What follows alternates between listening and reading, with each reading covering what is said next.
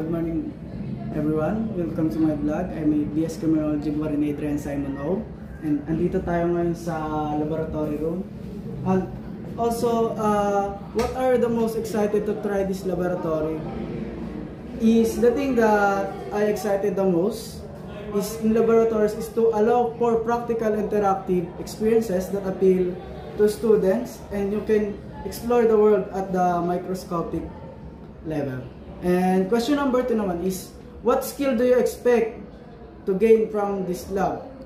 The experience allows you to develop abilities in scientific reasoning and practical skills. And number 3 question, how will these skills help you in your criminology and future career?